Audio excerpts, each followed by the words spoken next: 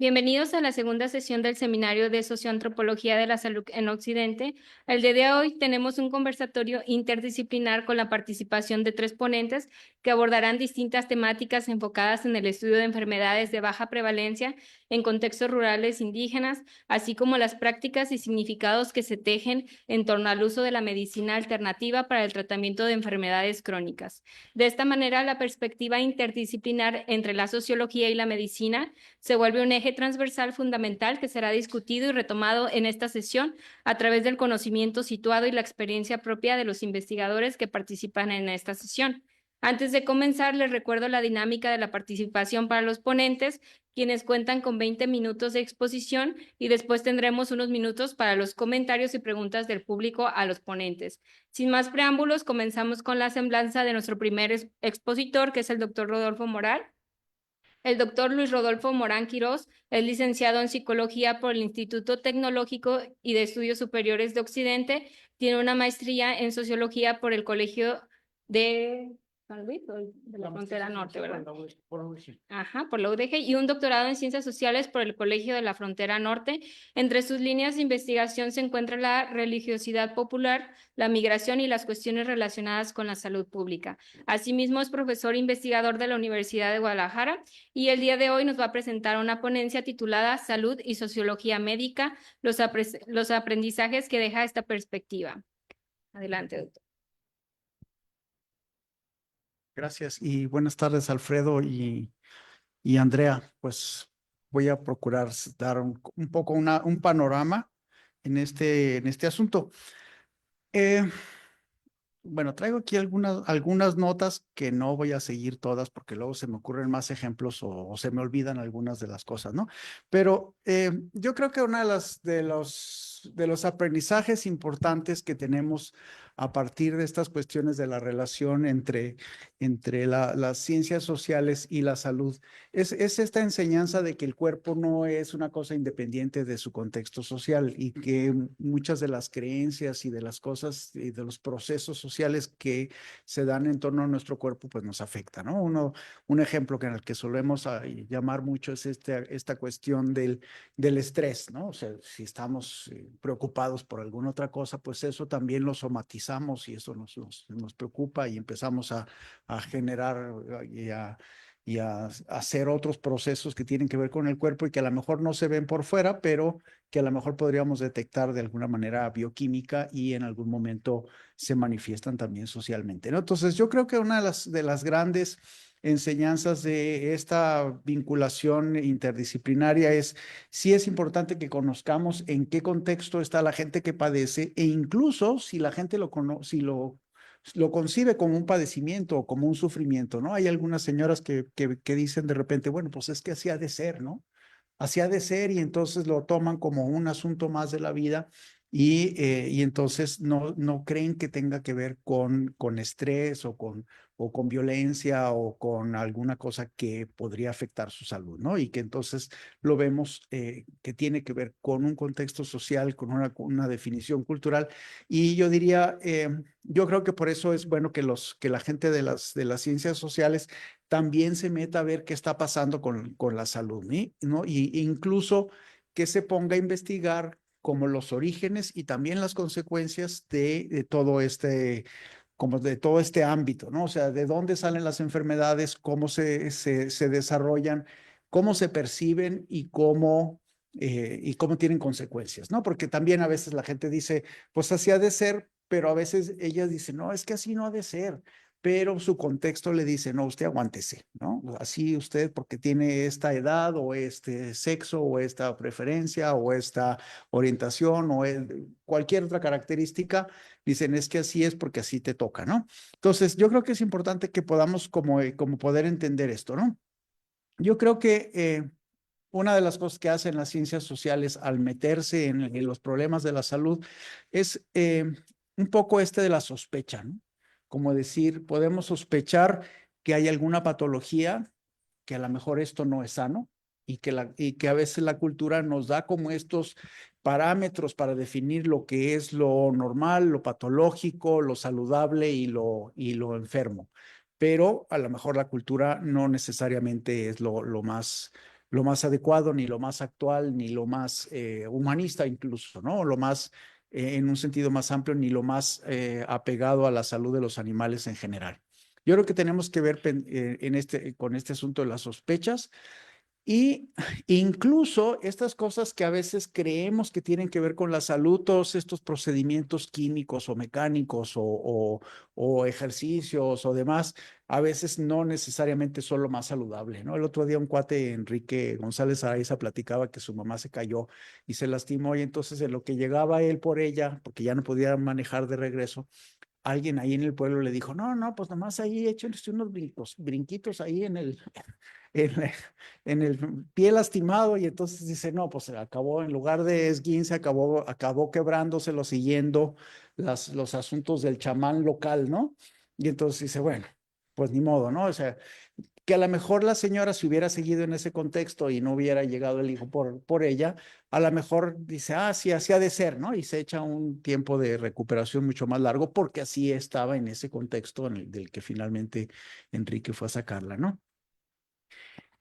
Yo creo que muchas de las cosas que sabemos acerca de la salud y a veces que sabemos acerca de la sociedad tienen que ver con este concepto de serendipia. A mí me gusta mucho ese ejemplo de que antes en las guerras decían, bueno, hay un herido, entonces lo que vamos a hacer es ponerle un aceite hirviendo para que pueda cicatrizar más rápido hasta que se les acabó el aceite y se dieron cuenta que ya no ponerles aceite hacía que realmente sí cicatrizara más rápido y que el aceite no estaba sirviendo más que para prolongar el sufrimiento y para darle una quemadota al pobre herido, ¿no? Además de herido, quemado, ¿no?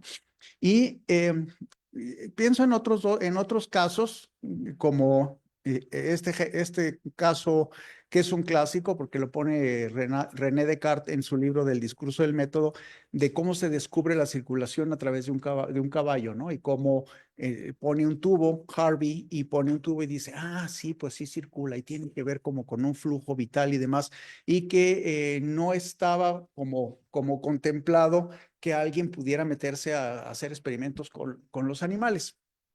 Hace un par de semanas, bueno, cuando menos yo me enteré hace un par de semanas, eh, Matute, una investigadora de la UDG, platicaba de esta cuestión de cómo en los altos, soy hijo de alteño, entonces puse mucha atención a la nota, de cómo en los altos no se diagnosticaba el Alzheimer y ni siquiera cuando la gente lo notaba el Alzheimer, quería decirlo.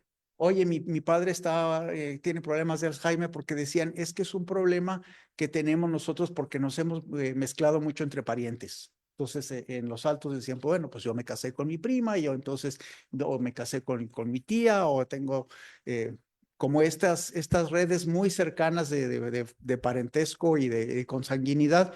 Y entonces echaban la culpa a que eso era algo que estaba relacionado con ser parientes, pero en realidad tenía que ver con un gen y que entonces descubrieron que ese gen estaba tanto en Colombia como en los Altos. Y esta señora Matute platica, no he leído el reporte, pero me llamó la atención porque esto tiene que ver con la manera en que las ciencias sociales empiezan a vincularse con eso y cómo la cultura pues estaba convirtiendo también como el sé una parte, pero no quiero decir la otra, ¿no?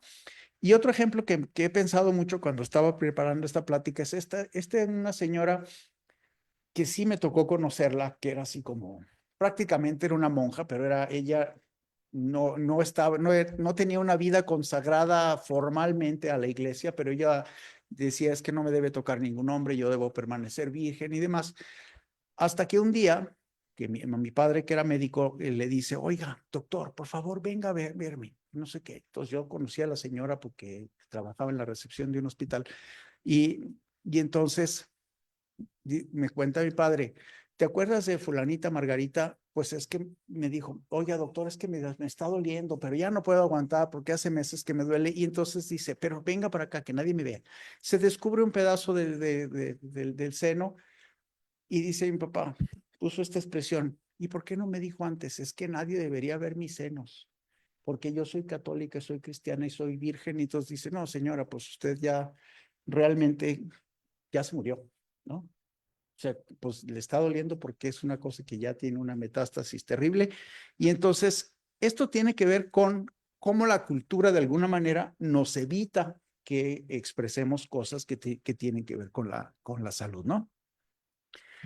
Yo pienso como sociólogo y un poco quizá por mi pasado de psicólogo, pienso que las ciencias sociales nos están dando como muchas visiones que tienen que ver con el análisis de estos fenómenos. Una de estas es la sociología de las profesiones. La sociología de las profesiones hace un tiempo, el año pasado, sacamos el libro del antropoceno, ¿no? Y la convocatoria decía, ¿cómo le vamos a hacer para enseñar la medicina a partir de estas perspectivas de las ciencias sociales? Y entonces yo decía, el texto de mi capítulo decía, ¿cómo enseñar las profesiones que tienen que ver con la salud? Y alguien me sugirió, no, ¿cómo enseñar la medicina desde la perspectiva de las ciencias sociales? No, pero yo dije, oh, no estamos hablando de medicina, estamos hablando de profesiones que tienen que ver con la salud, porque muchas otras a lo mejor ni siquiera son explícitas que tienen que ver con la salud, ¿no? Pienso, por ejemplo, en el urbanismo, en la arquitectura, en la ingeniería, que de alguna manera nos salvaron de condiciones que en otras épocas no eran lo suficientemente saludables, ¿no? La existencia del drenaje, del agua potable, de hervir el agua y demás, no son medicina, pero sí son salud, tienen que ver con la salud, ¿no? Entonces, dije, bueno, estamos en siglo XXI y todavía hay como este asunto de volver a considerar que la medicina es la única que tiene que ver con la salud, pero yo creo que no, ¿no? O sea, entonces pensemos en que las profesiones también tienen que ver con este asunto, cómo nos vamos a dedicar también a pensar en qué podemos hacer por la salud. Pienso en otras cosas como la sociología del envejecimiento, cómo demográficamente nuestras poblaciones se están haciendo cada vez más viejas y que, pues, por ejemplo, en 2020 nos dimos cuenta que en México ya no están haciendo suficientes niños como para lograr la tasa de reemplazo.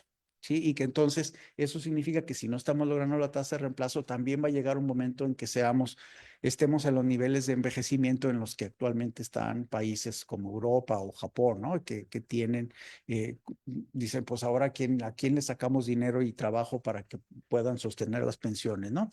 Y que eso tiene que ver con que habrá mayores demandas de determinados servicios para personas que tienen mayores edades, ¿no? Que tiene que ver con esto.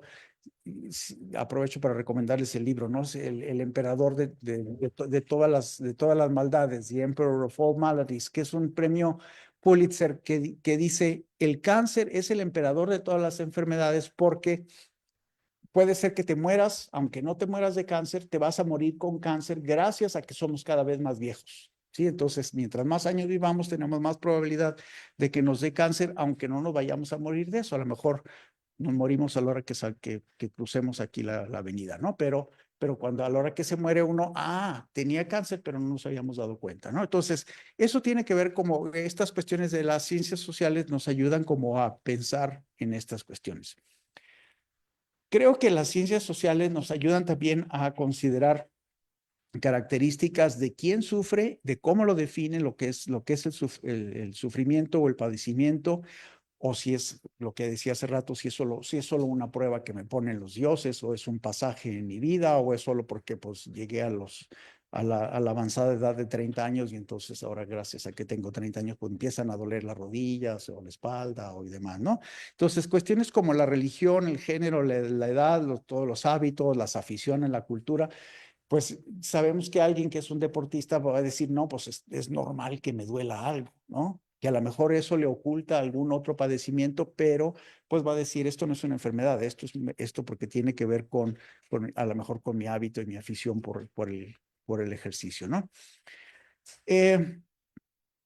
Bueno, aparte como de estas áreas específicas en las que las ciencias sociales pueden entrar, pensando en estas cuestiones como la demografía y las cuestiones del envejecimiento, el análisis de las profesiones, el análisis de las condiciones en las que se relaciona la gente entre sí, sus condiciones específicas como individuos, pero también como grupos, eh, me parece que podríamos pensar de ahí como en el asunto de cómo diseñar políticas. El otro día bromeaba con un amigo urbanista que me decía, oiga, doctor, ¿cómo está? Le dije, con mucho calor y eso es culpa de tuya y de los urbanistas porque no diseñaron bien Guadalajara, ¿no? Entonces dice, bueno, sí, tiene razón, está mal diseñada, nos faltan árboles, ¿no? Entonces, yo creo que esa es una de las cosas que en las que tenemos que pensar, cómo diseñar políticas, cómo diseñar espacios, cómo diseñar programas de intervención, por dónde debemos empezar, por qué cosas debemos prevenir y cómo, pues cómo diagnosticar qué cosas pueden suceder, ¿no? Mi hermano trabajó en Pemex un tiempo, es economista, entonces dedicaba a cuestiones ahí de personal y analizar la nómina y demás. Y entonces un día llega muy preocupado y dice, ay, papá, fíjate que salí muy alto en los, tú debes saber mejor, en leucocitos y en no sé qué, en la sangre. Y entonces estoy preocupado. Y entonces mi padre dijo, no. Estás trabajando en Salamanca, donde es una ciudad totalmente contaminada y claro que tu cuerpo se tiene que proteger y entonces es normal que tengas esos leucocitos. Entonces, si vivieras todavía aquí, vivieras en el lindo pueblo de Lagos de Moreno, pues ese nivel sí sería para preocuparse, pero no en una ciudad como Salamanca o como Ciudad de México. Y entonces tiene que ver también como estas cosas que nos presentan en los análisis clínicos, ¿no? ¿Cuáles son los rangos? ¿En qué rangos eres saludable? Aunque si estuvieras en otro contexto, quizá no serías saludable, ¿no? A lo mejor serías un superdotado, o a lo mejor serías un infradotado, ¿no? Entonces, me parece que eso tiene que ver también como considerar los contextos y para eso también sirven las ciencias sociales.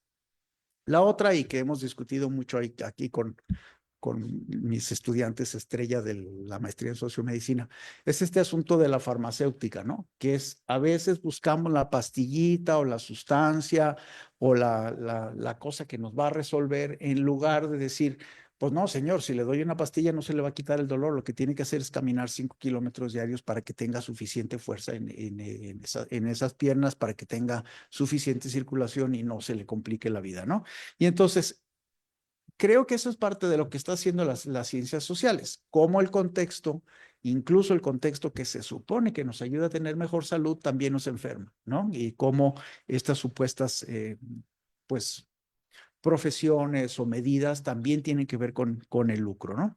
Y la otra es que también hay instituciones que, aunque supuestamente nos hablan mucho de la libertad, también implican un control social. Una de ellas es la escuela, ¿no? Cómo implica como este control social, pórtate de este modo y entonces sé normal, pero a lo mejor no es lo más saludable ser normal y definido como lo que determinadas instituciones dicen que es lo saludable, ¿no?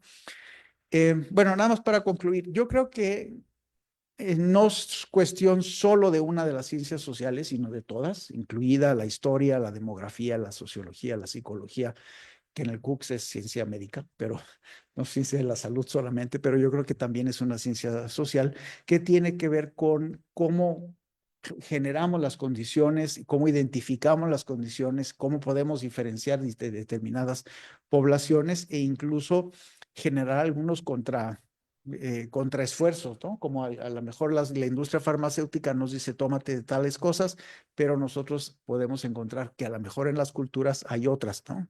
Pienso en tomarte tu tecito, a lo mejor es mejor que tomarte tu aspirina, ¿no? Entonces, y bueno, como bien lo sabemos, las ciencias sociales nos ayudan como a cuestionar si lo normal y lo que consideramos lo más natural realmente es lo más natural, ¿no? Pienso, por ejemplo, en estas cuestiones de la familia. Si es lo más saludable tener una familia de mamá, papá, hijo y perritos, o qué es lo que acaba siendo más saludable, ¿no? Y como han demostrado algunos estudios, incluso las parejas del mismo sexo pueden ser psicológicamente más saludables que las parejas heterosexuales, ¿no? Y que pues vale la pena también identificar ese tipo de variables, ¿no? Bueno, creo que estoy dentro del tiempo, ¿no? Sí. Ok. Eh, pues me espero las preguntas. Espero haber, sobre todo desafiado aquí a los médicos a ver si defienden el modelo clínico o qué, ¿no? Ok. Gracias. Muchas gracias.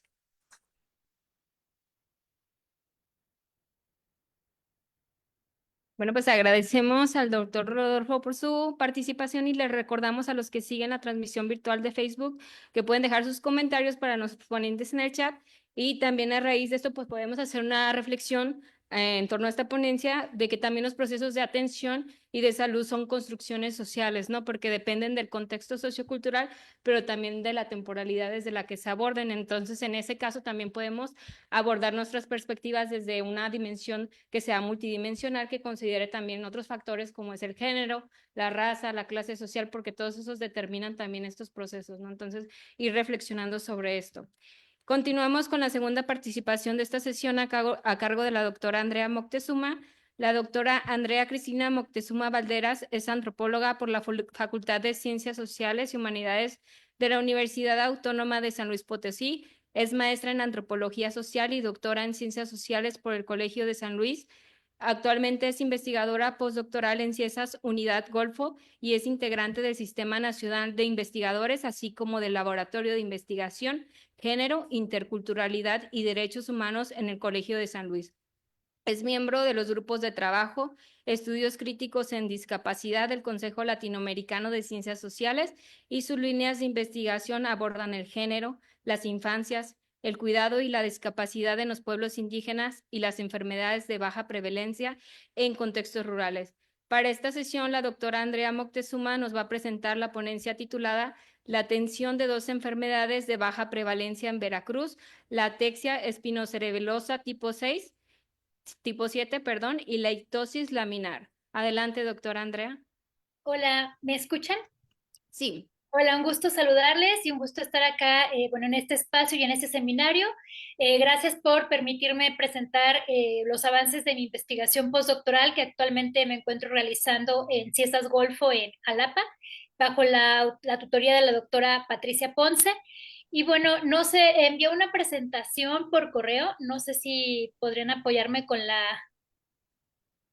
A ver, ahorita. proyección. O si tú la puedes compartir también, porque creo que aquí tendría que... Ok, Sí. sí, ahora veo.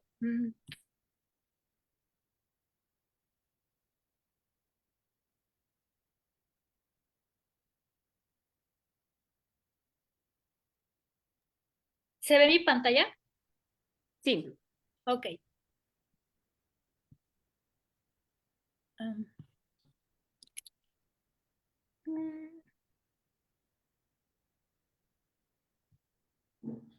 Ay, pero no es esta. Disculpen, ahora. Ya.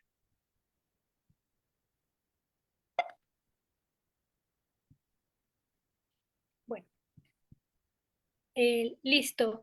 Bueno, la presentación que voy ahora a presentarles tiene que ver con la atención a estas dos enfermedades de baja prevalencia que tienen lugar en el estado de Veracruz, la ataxia espinocerebelosa tipo 7 y la ictiosis laminar.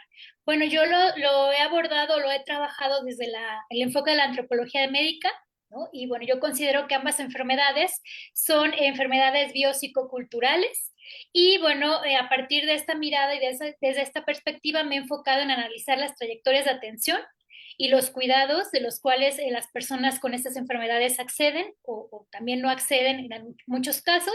Y bueno, la metodología en la que me he basado pues es un trabajo etnográfico, ya aproximadamente llevo 2 años visitando y trabajando con las familias que viven afectadas por estas enfermedades y he desarrollado una serie de testimonios, ¿no? Sobre el vivir, el experimentar, el padecer esas enfermedades. Bueno, es importante señalar, ¿no? Que actualmente se estima que 8 millones de mexicanos padecen alguna enfermedad de baja prevalencia, comúnmente conocidas o catalogadas como raras. El artículo 224 de la Ley General de Salud en México establece que dichas enfermedades son aquellas que tienen una prevalencia de no más de 5 personas por cada 10,000 habitantes. Y bueno, en Veracruz coexisten dos enfermedades de esta índole, que ya las he mencionado. Es importante señalar, bueno, que la ataxia espinocerebelosa tipo 7, por sus siglas en inglés es K7, tiene presencia en comunidades agrícolas campesinas de Veracruz, particularmente en 4 comunidades, Tlaltetela, Tuzamapan, Cozautlán, Teocelo y Jalapa. Y bueno, por su parte, ahora les voy a mostrar, bueno, este mapa, ¿no? Donde ubicamos Jalapa, es la parte como central del estado de Veracruz. Y bueno, esta enfermedad se estima que presenta una prevalencia en la población de 1 por cada 100,000 habitantes de manera global. No obstante, en el estado de Veracruz hay una prevalencia de 423 por 100,000 habitantes, lo que la convierte en la prevalencia más alta en el mundo reportada hasta ahora de esta enfermedad. O sea, Veracruz es el número 1, está rankeado como el estado número 1 a nivel mundial, con la presencia de esta enfermedad considerada rara o de baja prevalencia, ¿no? Y bueno, estas son las comunidades en las que yo he estado haciendo trabajo de campo, pero sobre todo yo he residido en el municipio de Tlaltepela, donde pues prácticamente llevo más de 2 años, ¿no? Viviendo y visitando estas comunidades y familias. Y bueno, por su parte, la ictiosis laminar se presenta en 1 de cada 200,000 personas, no obstante, en las altas montañas de Veracruz, sobre todo en la parte que está ya en Zongolica, en la Sierra de Zongolica, habitada por población mayoritariamente náhua, indígena, la ictiosis laminar se presenta con un caso por cada 1,400 personas. También es el número 1 a nivel internacional con mayor presencia de esta enfermedad. Y bueno, es importante señalar, ¿no?, que pues ambas enfermedades son genético-hereditarias, ¿sí? Entonces, en el caso de la ataxia espinocerebelosa, pues es una enfermedad autosómica recesiva, una autosómica dominante, y en el caso de la ictiosis laminar es autosómica recesiva. Y bueno, la explicación biomédica sobre la alta prevalencia de estas dos enfermedades en estas regiones que les menciono de Veracruz, pues atiende a una alteración genética que se detecta con una frecuencia elevada en comunidades que presentan cierto aislamiento geográfico territorial, poca movilidad, ¿no?, pobreza y desigualdad, y bueno, esto ha conllevado a la creación de un efecto fundador. Es muy importante mencionar la parte social antropológica. ¿Por qué? Porque, bueno, sí, efectivamente hay relaciones endógamas, efectivamente hubo mutaciones del gen, hubo relaciones de parentesco, ¿no? Pero esas relaciones de parentesco atienden a factores sociales, como les mencionaba, el aislamiento geográfico. Muchas de esas comunidades permanecieron mucho tiempo aisladas, no tenían medios de transporte ni de comunicación, se comunicaban, de hecho, comunidades aledañas mediante veredas o barrancas, y por eso hay comunidades pues cercanas, ¿no?, donde hay presencia de estas enfermedades. Y también pues tiene que ver con una cuestión también del territorio, ¿no? En muchos casos las personas deciden seguir emparentándose entre familias para no perder sus tierras. Tenemos que es muy importante considerar, ¿no?, el trabajo campesino y la importancia de la tierra y de mantenerla en la familia. Y bueno, esto ha dado o derivado en estos efectos fundadores, y eso es, pues, creo que es importante señalarlo y evidenciarlo, ¿no? Bueno, la ataxia tipo 7 es una forma típica de ataxia espinocerebelosa y se caracteriza por la pérdida progresiva de la coordinación muscular, en la disartría, la disminución de la agudeza visual, o sea, las personas pierden la vista por completo.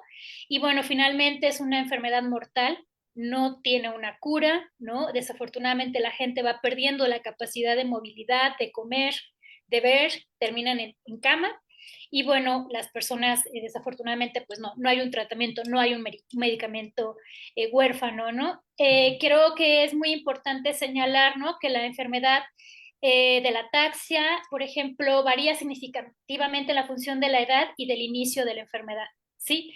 Por ejemplo, a mayor repeticiones del CAG en el gen ATXN7, que es el gen mutado, la enfermedad evoluciona, ¿no?, de manera diferente. Por ejemplo, los que son genes positivos pero asintomáticos pueden ser adultos mayores que mueren a los 70 años y comienzan a presentar los síntomas. Y esto sucedía durante mucho tiempo, las personas empezaban a manifestar los síntomas, pero a una edad adulta muy avanzada, y lo confundían con síntomas de la edad. Pero ¿qué sucede? Hace unos 10 años aproximadamente lo empezaron a manifestar niños y adolescentes. Entonces, cuando hay mayor copias del gen, que se manifiesta más en los niños y adolescentes, pues los síntomas se presentan a una edad temprana, de 5 a 12 años de edad, y los síntomas son más graves. Y bueno, los infantes y las adolescencias, pues digamos, tienen una esperanza de vida mucho menor que la de los adultos. Entonces, es una enfermedad totalmente discapacitante, quiero mencionarlo, y bueno, que se da en contextos de precariedad. En el caso de la ictiosis laminar, bueno, la ictiosis laminar también no tiene una cura, pero bueno, es una enfermedad cutánea de la piel que se manifiesta pues una piel seca, escamosa, como la de un pez, por eso comúnmente se conoce como piel de pescado, ¿no? A las personas con ictiosis se les conoce o se les vincula, ¿no? A la piel de pescado. Y bueno, tiene lugar, como les mencionaba, en comunidades indígenas nahuas de Songolica, en donde hay mucha presencia de iglesias evangélicas. Bueno, está muy presente la iglesia de Jesucristo de los Santos de los Últimos Días, ¿no? Y también hay iglesias católicas, pero quiero mencionar que la mayoría de las personas con ictiosis laminar pertenecen a estas iglesias, la de Jesucristo de los Santos de los Últimos Días y la de la Luz del Mundo, que también tiene una presencia importante, porque estas iglesias han buscado cooptar a las personas con ictiosis laminar. Una mujer me comentaba, bueno, es que en mi iglesia me dicen que Dios me envió esta enfermedad como una marca para protegerme de los hombres, porque así nadie se va a querer acercar a mí y ni nadie me va a querer dañar, ¿no? Entonces, también ahí como la dimensión religiosa y la dimensión sociocultural de la enfermedad, pues es muy importante, ¿no? En este caso de las enfermedades, pues, de baja prevalencia, ¿no? Y bueno, uno de los objetivos de mi investigación es el de analizar las trayectorias de atención, ¿no? Y las prácticas socioculturales de las personas que viven con estas enfermedades, tanto con la ictiosis laminar como con la ataxia espinocerebelosa, ¿no? Y los tipos de itinerarios terapéuticos que implementan, ¿sí? Creo que es importante señalar que estas trayectorias de atención, pues, se ven muy condicionadas por la falta de recursos económicos de las personas, sobre todo para movilizarse hacia centros de salud, de atención de segundo o tercer nivel. Hay muchas violencias institucionales, una ausencia del Estado que yo he ido identificando, también un desconocimiento por parte del personal médico sobre ambas enfermedades. Ya ahora hay un mayor conocimiento, pero anteriormente había una serie de omisiones, negligencias, pues derivadas del desconocimiento, ¿no? De estas o de la familiaridad con estos síntomas e enfermedades. También ante esta falta de recursos y de acceso, ¿no? Ha entrado la sociedad civil organizada y la academia, ¿no? De una u otra forma para ser vínculos en las trayectorias o apoyar a las personas con sus trayectorias de atención. En este caso está una fundación en Veracruz, Genes Latinoamérica, y el grupo de investigación Ictiosis México, conformado por investigadores de la INR, de la UNAM y de la UB de Veracruz, ¿no? De la Facultad de Medicina. Bueno, yo me he enfocado, pues en este caso, las enfermedades de raras o poco frecuentes son muy difíciles, por ejemplo, acceder a un diagnóstico, ¿sí? Las personas, por ejemplo, en el caso de la ataxia espinocerebelosa tipo 7, hacían un autodiagnóstico familiar primero, ¿no? Empezaban a notar, por ejemplo, mi hijo ya está comenzando a presentar los síntomas que tenía su abuelo antes de morir, ¿no? Entonces hacían una relación. Es muy interesante que los primeros síntomas de la ataxia, bueno, es la pérdida de la vista, pero además las personas empiezan a perder el equilibrio. Se van de lado y la disartría, empiezan como a arrastrar las palabras. Entonces, durante mucho tiempo se asoció esta enfermedad con estar borracho, con estar en estado de ebriedad. Entonces es muy interesante porque las personas decían, bueno, la persona está en estado de ebriedad constante, pensaban esto, ¿no? Cuando sobre todo se presentaba en adultos, en hombres, ¿no? En varones. Cuando lo empiezan a presentar las infancias, pues empieza esta búsqueda de, bueno, ¿qué es lo que nos pasa? ¿No? Y antes de llegar a un diagnóstico institucional, es importante señalar que las personas empezaron a salir, o sea, la comunidad fue la que buscó la explicación científica sobre qué era lo que les estaba sucediendo, nombrar aquello que les estaba afectando, que estaba en sus corporalidades, que estaba en su vida cotidiana. Entonces, una esposa bueno, de una persona que ya falleció con ataxia, empieza a hacer una investigación de qué es lo que le puede pasar a mi esposo y a mi cuñado y a los primos de mi esposo, bueno, toda la familia del esposo estaba afectada. Entonces, esta señora da con el doctor Luis Velázquez, que es el director de un centro de ataxias en Cuba, ¿sí? Y pues lo contacta y es así como el médico cubano va al pueblo y se da cuenta de que ahí hay un efecto fundador de que hay un número importante de personas afectadas con esta enfermedad, y ahí se nombra, dice la esposa, yo ya al fin encontré qué cosa teníamos, cómo se llamaba la enfermedad, porque no quería que mi familia estuviera siempre nombrada como la familia de los borrachos o la familia de los tembeleques, ¿no? Entonces eso también es muy interesante. Fue la comunidad la que va por la explicación sobre el diagnóstico de la enfermedad, ¿no? Y bueno, además de pues el autodiagnóstico, la comunidad tiene una forma ya de identificar la enfermedad que ellos llaman tener ojos de ataxia o mirar con ojos de ataxia. ¿Sí? Ellos mencionan, bueno, sí, las personas con ataxia empiezan a tener problemas en su vista.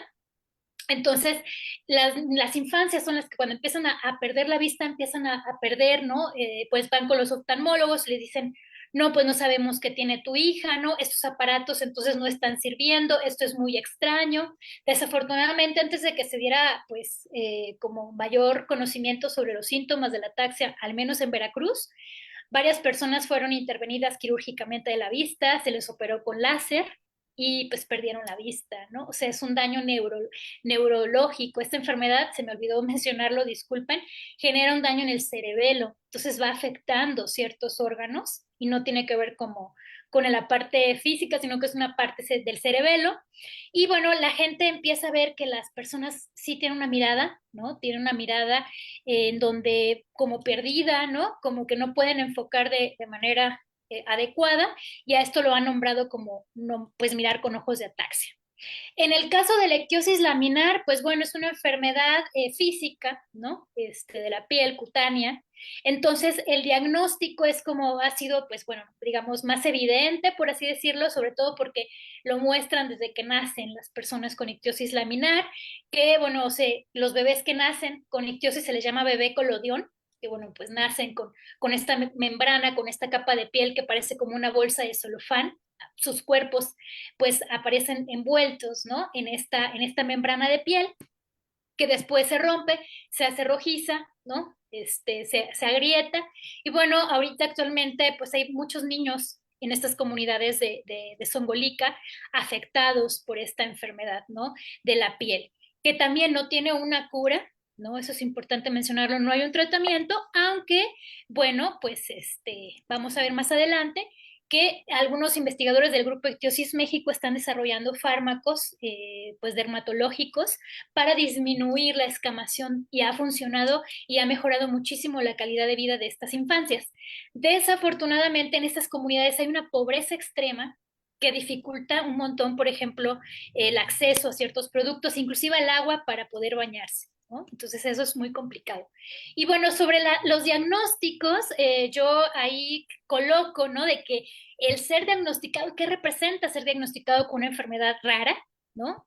Pues significa, ¿no? De una u otra forma una pérdida del yo, una pérdida de la identidad de las personas. Yo siempre he peleado un poco con los discursos más biomédicos de que las personas no solo son diagnósticos, ¿no? Las personas son historias, las personas son hijos, madres, padres, ¿no? Entonces creo eso muy importante colocarlo aquí porque sí genera una ruptura el tener ahora un diagnóstico de una enfermedad rara, incurable, en este caso la ataxia mortal, ¿no? Crónico-degenerativa, pero yo quiero rescatar entonces los testimonios y las historias de las personas que viven afectados por estos padecimientos, ¿no?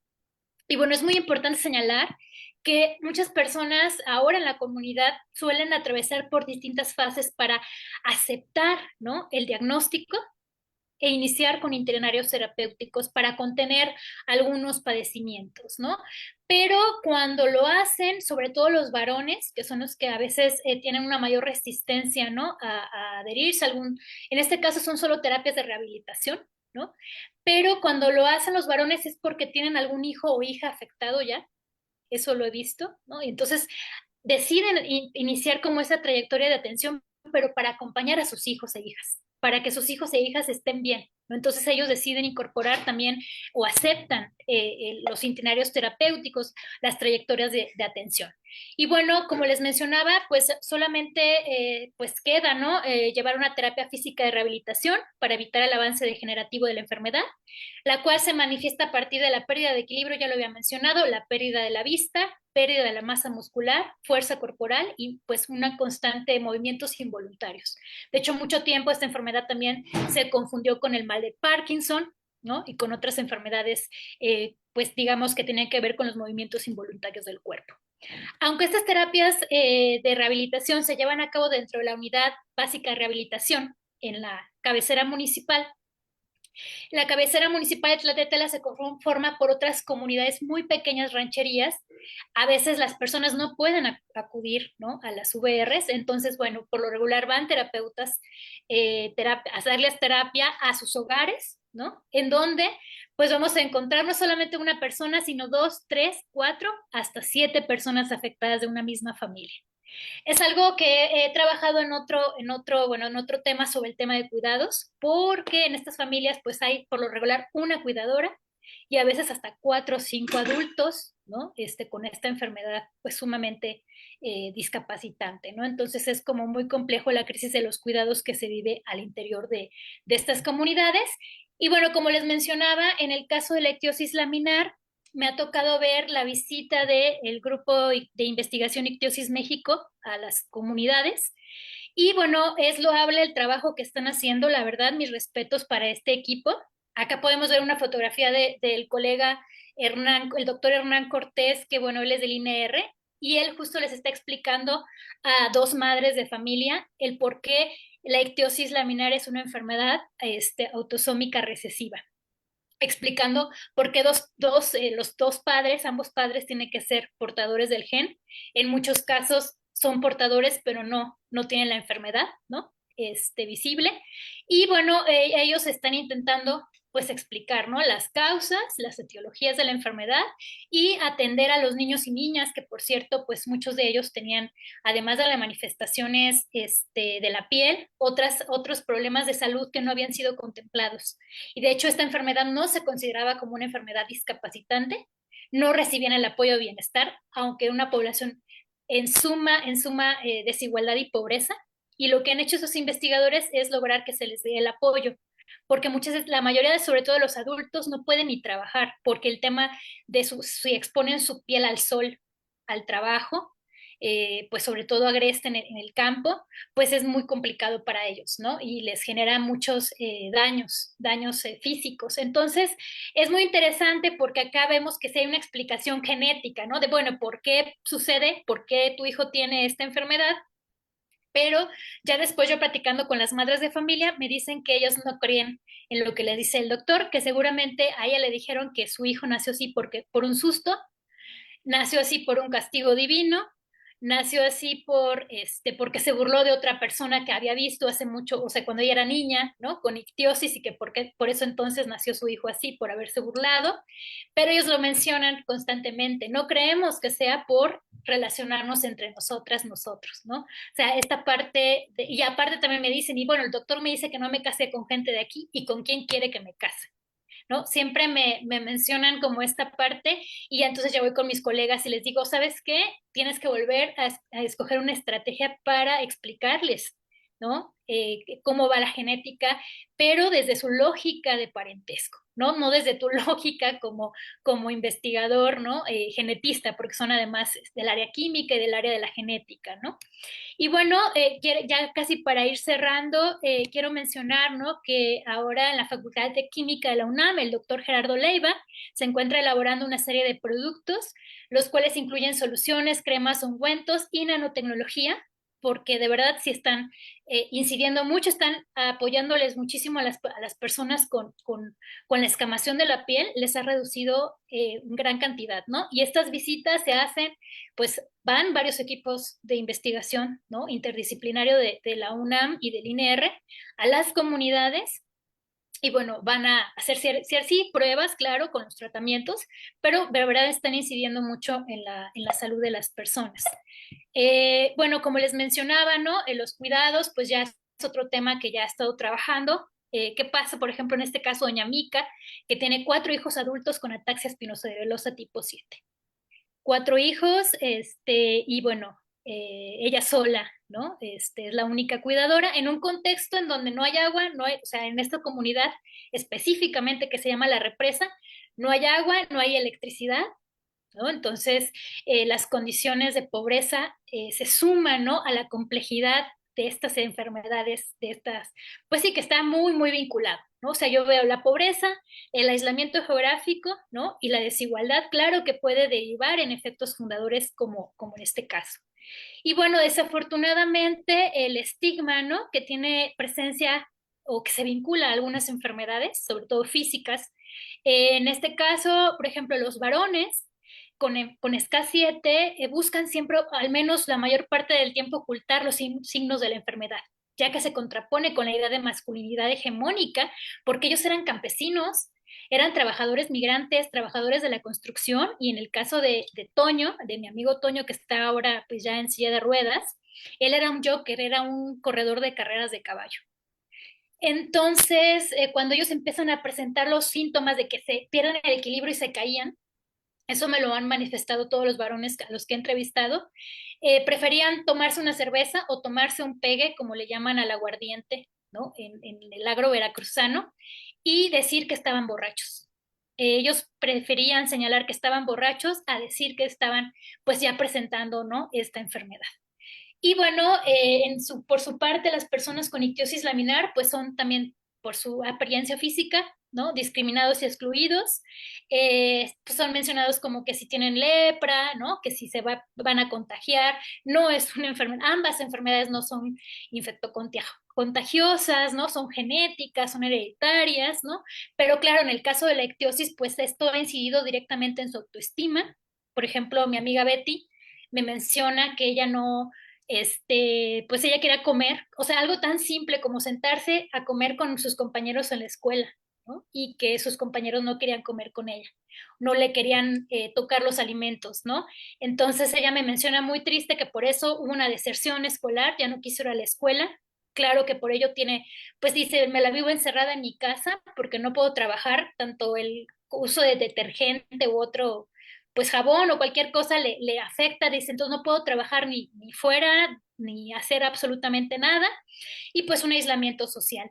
De hecho, ella pertenece a la Iglesia de Jesucristo de los Santos de los Últimos Días, y bueno, dice que esa vestimenta de la iglesia le vino muy bien, porque cubren todo su cuerpo. Todas las mujeres con ictiosis laminar traen estas faldas muy largas, blusas donde les cubre todo el cuerpo, los brazos, el cuello, y usan unos paliacates, unos como pañuelos, ¿no? En su cabeza, que donde también tienen escamación. Entonces, para ella, dice a mí, también la vestimenta me vino muy bien, es también el espacio de la iglesia donde he encontrado cierta aceptación, ¿no? Entonces, para ellas, pues por eso estas iglesias, pues son su único espacio, digamos, de estar, ¿no? O de poder convivir con otras personas de la comunidad. Y bueno, algo muy interesante, ¿no? Es que, pues en estas comunidades, cuando las niñas empiezan, sobre todo en el caso de la taxi, cuando las niñas empiezan a manifestar los síntomas a los 9, 10 años, les hacen su fiesta de 15 años a los 12. Les adelantan las fiestas pues porque saben las madres de familia que esta enfermedad es progresiva y que cuando cumplan 15 años quizá ya no vivan o quizá ya estén en una silla de ruedas. Tal sería el caso de Marely, que sí, desafortunadamente a ella le hicieron su fiesta a los 12 años, hoy acaba de cumplir 18 años hace un mes, pero ya está totalmente en cama, ¿no? Ya no puede ver ni caminar y pues con una desnutrición muy severa. Entonces las familias allá celebran los 15 años, la vida, ¿no? De los hijos e hijas de una forma, aunque no tienen dinero, les hacen unas grandes fiestas con pólvora, con música, ¿no? La vida para ellos es sumamente importante porque es lo que tenemos hoy y mañana ya no, ¿no? Es una como cuestión muy cultural y que tiene que ver con las prácticas afectivas, ¿no? Que también he ido identificando. Y bueno, ya para cerrar, bueno, los hallazgos, quiero señalar que no hay marcos jurídicos para el reconocimiento y atención de la población con SK7 ni ictiosis laminar. Se ha buscado, estuve colaborando en la elaboración de un protocolo, digamos, un anteproyecto de ley para poder atender a las personas con estas enfermedades en Veracruz, tomando en cuenta las condiciones territoriales, su pues condición laboral como campesinos, su pertenencia étnica como población nahua en el caso de la ictiosis laminar, su denominación o adscripción religiosa, ¿no? Que también hay que considerar que están estas iglesias presentes, las características económicas, bueno, una serie de elementos que no se están contemplando para la atención integral en materia de derechos humanos de las personas, también con una perspectiva de derechos humanos, ¿no? La SCA7 y la ictosis laminar, pues son enfermedades que tienen, como ya lo he mencionado, lugar en un contexto sumamente precario, y actualmente puedo señalar que existen varias familias que únicamente subsisten con la beca del bienestar. En el caso de los varones con ataxia espinocerebelosa, como sí tenían tierras, eran campesinos con tierras ejidales, han, digamos, donado o han dado sus tierras a cambio de que se les dé de comer a familiares cercanos, ¿no? Es para garantizar un plato de comida al día. Muchos de ellos viven totalmente solos, en abandono. Entonces, lo que han hecho estas estrategias es usar las tierras para poder garantizar su cuidado. El cuidado de las personas, pues sí, con SCA7 ictiosis es sostenido principalmente, como comúnmente suele suceder en las enfermedades crónico-degenerativas, por las mujeres. Pero no hay una atención integral para estas cuidadoras que están con una sobrecarga de trabajo y un desgaste físico y emocional terrible, porque las mujeres están cuidando a sus hijos para que mueran de la forma más digna posible. O mueren sus esposos primero y luego mueren sus hijos e hijas. Eso es algo pues sumamente dramático, terrible y que no han sido atendidas como debería ser.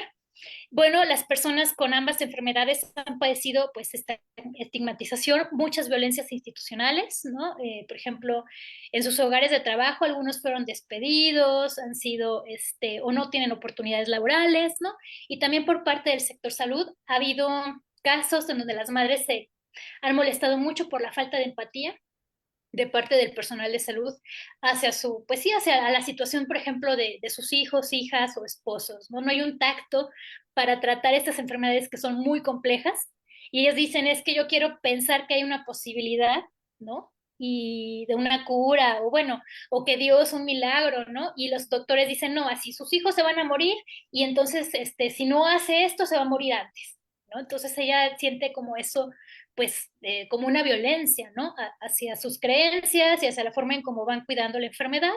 Y bueno, creo que la estigmatización, se me olvidaba mencionarlo, también está muy asociado a los apellidos. Hay familias que ya ciertos apellidos están vinculados a la enfermedad, entonces lo que está sucediendo es que si un chico empieza a tener una novia de esa familia, le dicen, retírate de esa relación porque ahí hay ataxia, y entonces pues esa familia se va aislando, ¿no? En la misma comunidad. Eso ha generado también que los jóvenes han decidido migrar mejor hacia otros lugares para evitarse esa estigmatización que está vinculada a sus apellidos y a sus familias. Y bueno, actualmente y desafortunadamente las infancias son el sector poblacional más afectado. Siguen naciendo bebés con ataxia. Los bebés con ataxia ahora que han nacido no sobreviven, no llegan ni al año, mueren, digamos, en los primeros meses de vida, y siguen naciendo bebés colodiones, bebés con ictiosis laminar, ¿no? Y creo que eso es un tema que no se ha buscado. Creo que es importante de manera interdisciplinaria cómo trabajar el tema genético sin coartar, ¿no? Los derechos humanos y de las personas a tener una familia, a tener una vida sexual placentera, ¿no? Creo que ese es un gran reto que ahora deberíamos de trabajar de manera interdisciplinaria en el caso de esas enfermedades, pues que sí tienen que ver pues, con condiciones genéticas. Y pues bueno, muchísimas gracias por el espacio, y hasta aquí llegará mi presentación. Muchas gracias, doctora Andrea. Creo que nos parece un caso muy interesante y muy relevante también para el tema. Creo también destaco como en este hilo los elementos, por ejemplo, los procesos de feminización del cuidado, ¿no? Que eso se ve en muchos casos de las enfermedades, y ahorita es un tema pues muy actual que está en todas las agendas de debate, ¿no? Entonces también ir repensando y replanteando esos problemas que ahora es la crisis de los cuidados, ¿no? Que abarca muchas cuestiones relacionadas con la reproducción social, no solo en la atención de enfermedades, sino en el sostenimiento de la vida y muchos otros procesos. Entonces, damos las gracias a la doctora Andrea Moctezuma y les recordamos que seguimos recibiendo sus comentarios y preguntas que serán llegadas a los ponentes al final de su participación. Ahorita ya contamos con algunos comentarios en el Facebook y vamos a continuar con la última ponencia de esta sesión a cargo del maestro Alfredo Pérez. El maestro Alfredo Pérez Nájera estudió la carrera de médico cirujano y partero en la Universidad de Guadalajara. Es especialista en endocrinología por la Universidad Nacional Autónoma de México, donde realizó su entrenamiento hospitalario en el Centro Médico Nacional La Raza del Instituto Mexicano del Seguro Social. Cursó la maestría en Ciencias Sociomédicas con orientación en Antropología en el Centro Universitario de Ciencias de la Salud de la Universidad de Guadalajara. Actualmente se desempeña como médico adscrito al Departamento de Endocrinología en el Centro Médico Nacional de Occidente y es profesor de pregrado y posgrado en endocrinología de la Universidad de Guadalajara. Hoy nos presenta una ponencia titulada Prácticas y significado del uso de medicinas alternativas y complementarias, el caso del cáncer diferenciado de tiroides.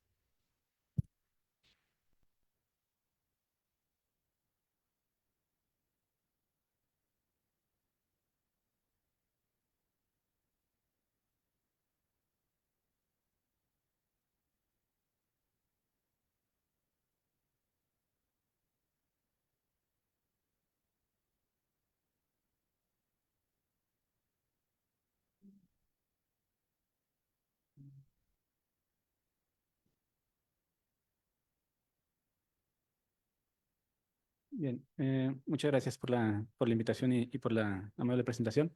Me da gusto haber sido el último en este conversatorio porque se tocaron algunos temas que se conectan curiosamente con lo que pensaba decir el día de hoy. No voy a detenerme mucho quizás en el contenido de las presentaciones, pero de cualquier manera, bueno, la primera diapositiva tiene mi correo electrónico por si alguien desea la presentación o el material en el que me basé.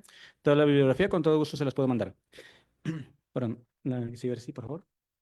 Bien, voy a iniciar con algunas notas introductorias, algo del contexto sanitario en México sobre cáncer de tiroides, para continuar después con mi trabajo de recepción para la maestría, que pues estaba enfocado en el uso de práctica de medicinas alternativas y complementarias en cáncer de tiroides específicamente, para concluir con algunas recomendaciones también.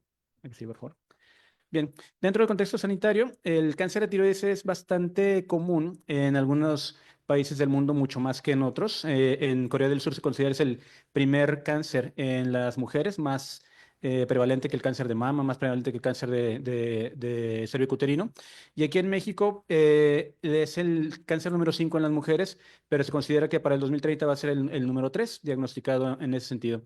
Puedo ver que en la tabla superior derecha podemos ver que hay dos estirpes histológicas principales, que es el cáncer diferenciado y el cáncer no diferenciado. Dentro de estos tipos de cáncer, el más común por mucho es el cáncer diferenciado. Ahí tenemos los subtipos histológicos y que realmente, como pueden ver ustedes, y esto es muy importante, la supervivencia a 10 años es mayor al 90% en estados iniciales. Es rarísimo que un paciente con cáncer diferenciado de tiroides muera de esta enfermedad. Podemos ver a su lado izquierdo que básicamente pues, es el cáncer más común del sistema endocrino. De igual manera representa el 2% de cáncer en México en general. Y pues bueno, es algo que veo todos los días porque a esto me dedico principalmente en mi práctica hospitalaria. La gráfica que vemos abajo es una proyección de los tipos de cáncer con mayor mortalidad. Pueden ver ustedes, bueno, y la idea de ponerles que para nada aparece el cáncer de tiroides. La que sigue, por favor. Bien, dentro de las preguntas de investigación, si gusta darle otras dos más. Listo, gracias. Dentro de las preguntas de investigación con la que quise orientar mi trabajo de tesis fue el que vemos a la izquierda. ¿Cuál es el significado y las motivaciones que tienen los pacientes con cáncer diferenciado de tiroides para utilizar medicina alternativa y complementaria y que acuden a consulta médica en el Centro Médico Nacional de Occidente, que es donde yo trabajo, en el contexto de las políticas públicas en salud? Como objetivos secundarios, busqué contar la prevalencia y las modalidades de uso de este tipo de medicinas alternativas y complementarias, las características sociodemográficas de estos usuarios y las perspectivas de los usuarios ante las políticas institucionales, específicamente del IMSS, sobre el uso de las medicinas alternativas y complementarias.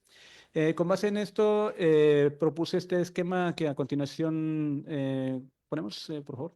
Gracias. Donde a partir de un modelo médico hegemónico, que es el que prevalece en nuestro país, este es un concepto propuesto por Eduardo Meléndez, donde la medicina occidentalizada está como el modelo, pues, donde más se va a utilizar, donde más vamos a trabajar. Todo lo demás se va a considerar como medicina alternativa y complementaria, a pesar de que los pueblos originarios la han utilizado durante muchísimos años, pero actualmente pues estamos en un contexto occidentalizado. Por una parte, esa es una determinante, así como el pluralismo terapéutico que vemos arriba a la derecha. El pluralismo terapéutico donde desde la medicina doméstica, donde los remedios caseros, los tecitos, las diferentes infusiones que se utilizan, además de la atención que se busca con el guasero, bueno, el sobador le dicen, etcétera, hasta evidentemente pues la medicina científica o llamada científica, que es básicamente pues el modelo médico hegemónico, son determinantes para el uso de las medicinas alternativas y complementarias en el contexto donde cualquier tipo de tratamiento o de mm, terapéuticas que son diferentes a la medicina química es considerado alternativo y complementario. Y muchos condicionantes. Desde ahí tenemos pues los modelos explicativos de la enfermedad, la cosmovisión de cada comunidad, las creencias tanto adquiridas como transmitidas y parte mucho tiene que ver también el contexto socioeconómico, sobre todo pues los costos del tratamiento, la influencia de los medios masivos de comunicación específicamente actualmente pues con las redes sociales y la disponibilidad y accesibilidad de los tratamientos que se tienen en diferentes contextos. Todo esto, bueno, lo agrupé como condicionantes para el uso de medicinas alternativas y comunitarias. Dentro del estado del conocimiento previo al trabajo que realicé, aquí puse un resumen de algunos de los ejemplos pues, que me sirvieron para todo esto. Podemos ver en primer lugar dos trabajos del doctor Javier García de Alba, donde perdón, en estos papers, en estos artículos, habla de la transmisión cultural de los conocimientos legos. Esto es, bueno, lo que básicamente se va transmitiendo de manera horizontal y vertical, y su aceptación independientemente del nivel académico con el que cuenta la población, desde personas con educación muy básica o hasta con posgrados. De igual manera, siguiendo el doctor García de Alba, el conocimiento lego en la adquisición de estos remedios herbales y su complementación con los saberes oficiales, que esto ya es la medicina científica o, bueno, la que llamamos científica, aunque tal vez no sea el término más correcto, ¿verdad? En otros países, específicamente en los Estados Unidos, vemos ese trabajo de Elder en 1997, donde no hubo una asociación en variables sociodemográficas en esa población para el uso de medicinas alternativas en primer contacto. Esto, bueno, hablando de un país como es los Estados Unidos, no tenía una relación entre quienes tenían un mayor o menor nivel socioeconómico para el uso de estos tratamientos. A continuación, Rosen es un médico que trabaja mucho con cáncer de tiroides. En el 2013 publicaron este estudio, donde hicieron una encuesta por internet. Realmente por la metodología no es como que la mejor, pero sí encontraron que definitivamente a mayor avance de la enfermedad y más síntomas, había más tendencia de uso de medicina alternativa en pacientes con cáncer en los Estados Unidos. Estados Unidos y Europa, primer mundo para acabar pronto. Pero ya en un medio un poquito más cercano, como es el país de Colombia, definitivamente ha sido uno de los países junto con Argentina que también han publicado mucho sobre uso de medicinas alternativas y complementarias en enfermedades crónico-degenerativas. En este trabajo en particular, se encontró que tanto los estratos más bajos como los estratos más altos utilizaban con mayor prevalencia medicina alternativa y complementaria, pero específicamente iban con los curanderos, los estratos más bajos, y con la herbolaria, los estratos más altos. Otro trabajo por ahí que no mencioné en Argentina, era muy común que personas en estratos socioeconómicos más altos acudían más bien a medicina holística como era el yoga, tendencias de New Age, etcétera, que no tenían mucho que ver pues con la curandería o con la herbolaria, pero sí seguían siendo medicina alternativa y complementaria. Ya en México, específicamente pues en Querétaro, Torres y sus colaboradores publicaron este estudio donde definitivamente se utilizaba la medicina alternativa y complementaria en asociación con el tratamiento alópata y siempre había una perspectiva de beneficio, aunque no se utilizara, y esto tiene que ver con lo que yo encontré también. Y finalmente, Suárez también en Veracruz encontró pues que la medicina alternativa se utilizaba en todas las etapas del cáncer, a diferencia de lo publicado por Rosen, en que a mayor gravedad, mayor cantidad de síntomas, se utilizaba más. No, aquí era en cualquier momento de la enfermedad. La siguiente, por favor. Entonces, lo que busqué aportar al estado de conocimiento con mi trabajo fue la percepción de la población usuaria del IMSS ante las políticas de esta institución sobre el uso de medicinas alternativas complementarias. Esto además de buscar lo que ya había señalado previamente, pero esto era como un elemento que no se había publicado antes hasta donde yo encontré y bueno, era lo que buscaba yo aportar además.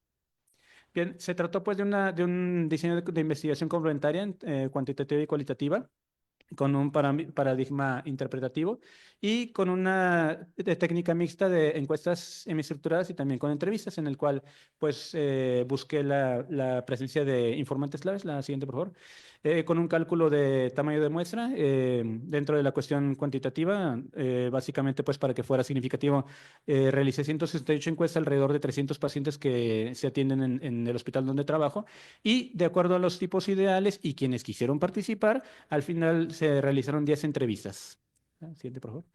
Bien, entonces, dentro de los resultados, podemos ver que, bueno, de entrada era esperado que hubiese más mujeres con práctica de medicina alternativa y complementaria, también porque el cáncer de tiroides es mucho más común en mujeres, entonces no era algo que se podía, que nos sorprendiera. Específicamente incluí pacientes a partir de 18 años porque en el hospital donde trabajo es de adultos, entonces no se incluyeron menores de edad, pero el grupo de edad en el que mayor hubo prevalencia de este uso de tratamiento fue en la edad de 41 a 60 años, que fue una edad, un grupo etario elegido arbitrariamente. La siguiente, por favor. Estas gráficas, bueno, son básicamente para demostrar, pues, cómo la prevalencia era mayor en mujeres, en el grupo de 41 a 60 años, tanto en personas que lo usaban como una práctica común, la medicina alternativa y complementaria, o ya en el tipo del cáncer. La siguiente, por favor. De igual manera, pues aquí son gráficas que representan la prevalencia mayor en cuanto a la edad, 41 a 60 años en mujeres, pero específicamente en la gráfica que podemos ver en la esquina inferior derecha, el grado de educación, a mí me llamó mucho la atención, yo no esperaba encontrar esto, pero es evidente que las personas con educación media superior a superior tenían más tendencia a utilizar medicina alternativa y complementaria. Yo a priori hubiese pensado que personas con educación básica, pero no, claramente era educación media superior a superior. La que sigue, por favor. Y en relación a los resultados cualitativos, la siguiente. Dentro de las 10 entrevistas que se realizaron, pude encontrar que había personas, podemos verlos con los recuadros rojos, que utilizaban medicina alternativa y complementaria incluso antes del diagnóstico de cáncer. Eran 3 personas que lo habían utilizado, todos ellos pues con licenciatura o posgrado. Había personas que lo habían utilizado anteriormente, como podemos ver a la segunda y a la última persona, que anteriormente habían hecho uso de medicina alternativa complementaria, pero por alguna situación personal, por una decepción, en el caso de una de ellas y el dinero que gastó, se desilusionó y ya no quisieron seguir con ello. Y podemos ver cómo había personas también, la mayoría de las 4 personas, en las cuales no había utilizado ni antes antes del diagnóstico de cáncer, pero ya con el diagnóstico de cáncer sí que lo empezaron a utilizar con diferentes modalidades. Mi intención definitivamente no era contabilizar cuántos utilizaban cada cosa y mucho menos la utilidad, porque dentro del medio donde trabajo, que pues claramente son colegas biomédicos, me preguntaban, bueno, ¿y funciona o no funciona? Yo, bueno, esa no es mi intención, es saber por qué lo hacen. Y adelantándome, bueno, un poquito para esto también, de cómo la visión sesgada que tenemos en la biomedicina, a veces me detengo un poquito en esto, a veces la llamada ciencia dura o el método científico llega al extremo de ser dogmático, donde no se acepta otra verdad y donde a priori, bueno, se acepta que es la única posibilidad de la única respuesta, la única explicación, porque cuando trataba de explicarles mi intención de hacer la investigación, la respuesta muy común y muy simplista, muy reduccionista, pues ¿por qué lo utilizan? Pues por tontos, ¿por qué más? ¿No? Pues muy bien, entonces ya con eso terminamos todo. Claro, esta es una visión muy cerrada, definitivamente, pero pues claramente no nos saca de ninguna duda, ¿no? Y es que dentro de la intención de hacerlo con esta enfermedad en particular, dentro de todo el tipo de cáncer que puede haber, es que el cáncer de tiroides, como lo mencioné, no es letal, no suele ser algo que mate a la gente y tampoco la incapacita. Entonces, ¿qué razones podría haber para que alguien con una enfermedad, un cáncer más noble, digamos, puede utilizar este tipo de tratamientos? Pues bueno, eso fue lo que me quise enfocar. Y la respuesta viene a continuación. Aquí puedo ver en esta línea del tiempo personas pues, que lo utilizaban desde antes y después, o personas que solamente lo utilizaron después, y en las diferentes etapas. Rápidamente, para el tratamiento del cáncer de tiroides, el tratamiento inicial siempre es la cirugía de diferentes extensiones. Algunas personas pueden beneficiarse de un tratamiento adicional con yodo radioactivo y con base en eso se pueden utilizar otro tipo de tratamientos más especializados o ya considerarse con una curación o una persistencia. En este caso, pues podemos ver que en los diferentes estadios de la enfermedad, antes de la cirugía, después de la cirugía, antes del diagnóstico, etcétera, podemos encontrar diferentes momentos en los que se utiliza, que va de la mano con el estudio previo, donde en cualquier momento de la enfermedad se utiliza. Siguiente, por favor. Entonces, de acuerdo a lo que pude obtener de los datos, pude hacer un perfil de un usuario de medicinas alternativas complementarias, mujer de 41 a 60 años, educación media superior, cuya práctica es usual desde antes del diagnóstico de cáncer. La siguiente, por favor. El significado que se le daba a la medicina alternativa y complementaria, siempre como un complemento, siempre en conjunto con la medicina convencional, también mal llamada alópata, pero nunca consideraron dentro de las entrevistas que hice el dejar el tratamiento alópata para utilizar solamente medicina alternativa, lo cual, bueno, también llama la atención, y que en general, pues no tenían una convicción muy profunda de utilizarla, pero que cuando había más creencia en esta, al no tener un resultado tangible, una mejoría sustancial dentro de lo que ellos consideraban pues su padecimiento, pues había cierto grado de frustración y de abandono. Es lo que parte de lo que, conectando con lo que decía el doctor Rodolfo, el cáncer que se tiene, pero pues que no se muestra. A veces las personas no encontraban una mejoría sustancial de su calidad de vida que realmente no se veía mermada después de la cirugía. No deja de haber, bueno, este tema de al suplir una función glandular como es la tiroides con tratamiento farmacológico, bueno, si es la lata de tomar el medicamento, que al final de cuentas, bueno, es también una parte del tratamiento, pero algunos de las expectativas eran poco realistas en el sentido de que tal vez ya no necesitaban ese tratamiento hormonal sustitutivo, que claramente pues no es así.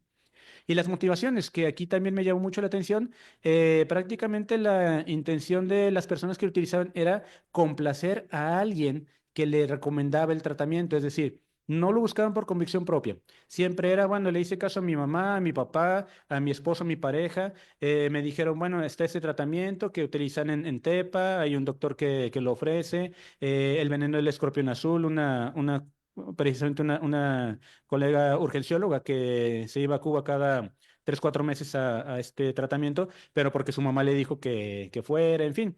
Siempre era complacer a alguien más, no una convicción personal o una búsqueda personal intencionada de ver qué otro tratamiento podía utilizar.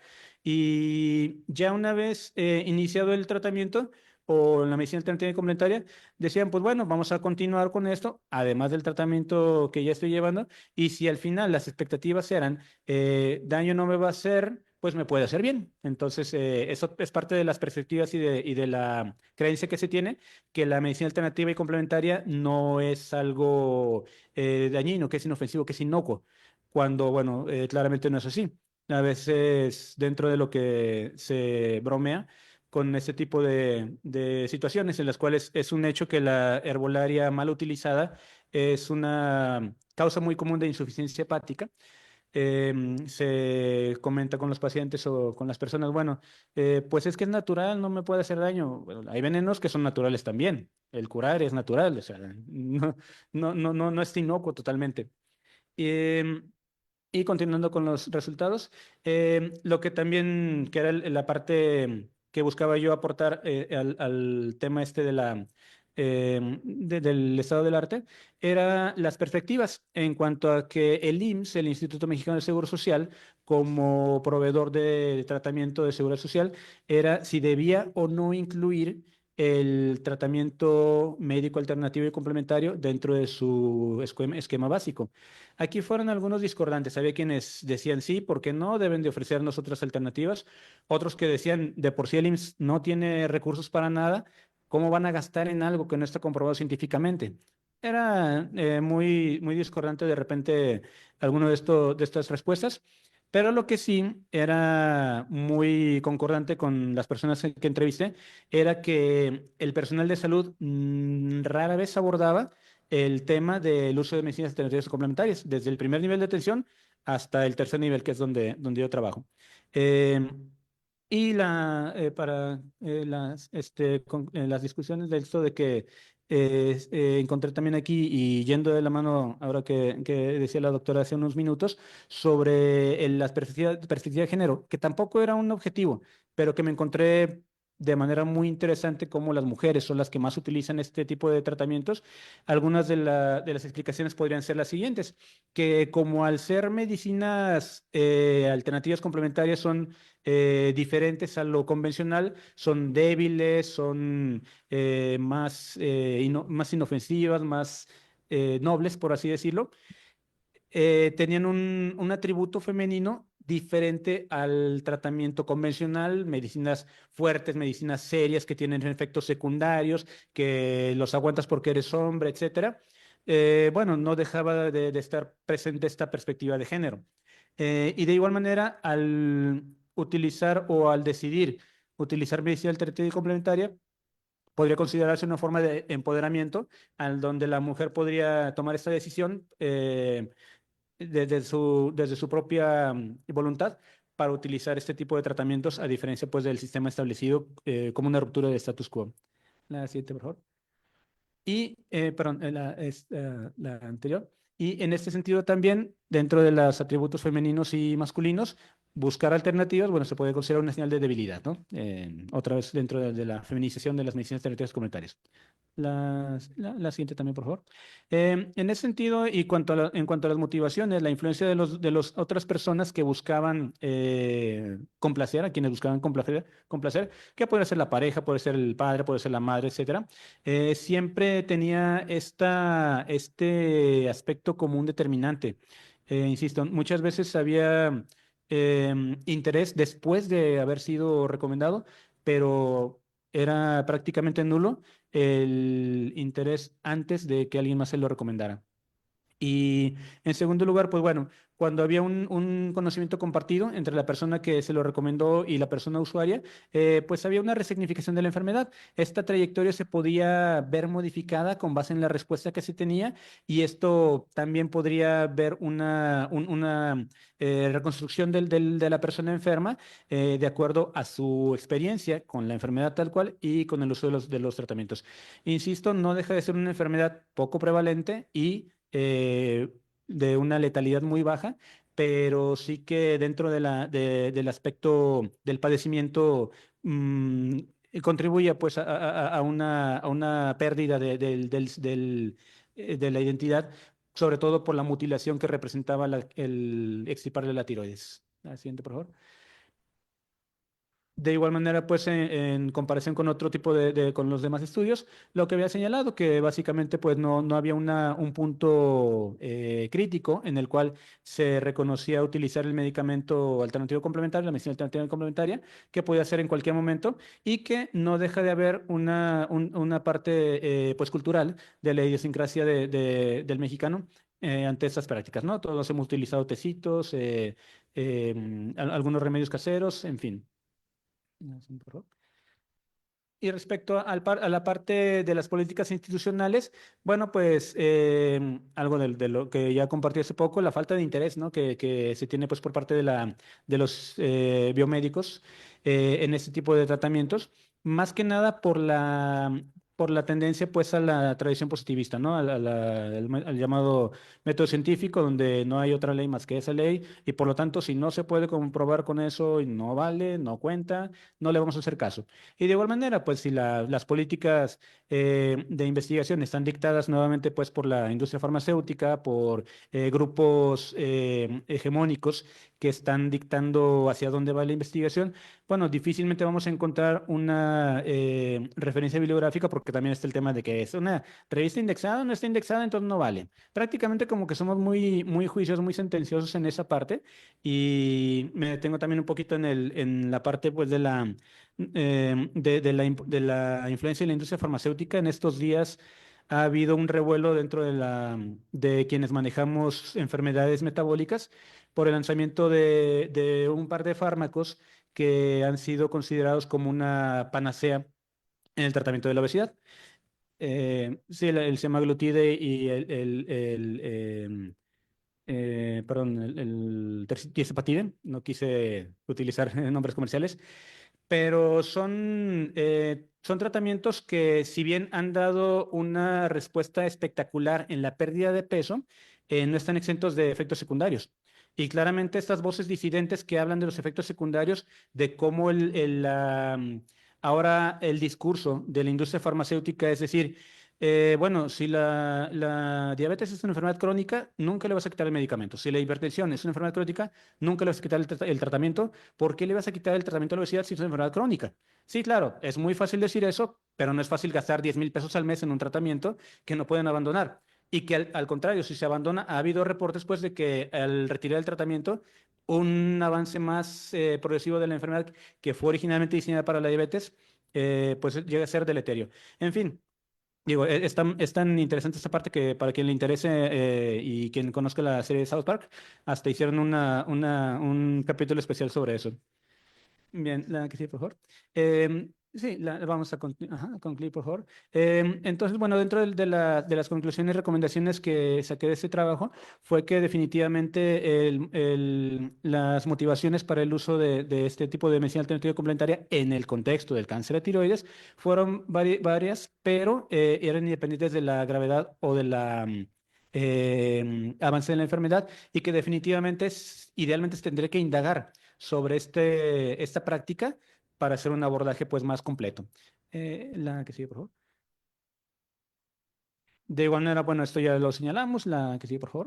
Y finalmente, en este contexto pues que vivimos del pluralismo terapéutico y con la hegemonía de la biomedicina, este modelo médico hegemónico, es indispensable trabajar en estos conceptos complementarios, de igual manera pues tratar de transmitirlos y reproducirlos, sobre todo pues en personas que tengan el interés de practicarlo, de llevarlo a cabo siempre con seguridad y con ética definitivamente. Y bueno, pues lo que se busca es el bienestar de la población, ¿no? Del enfermo y del padecimiento. La siguiente, por favor. Creo que es la última, sí. Muchas gracias.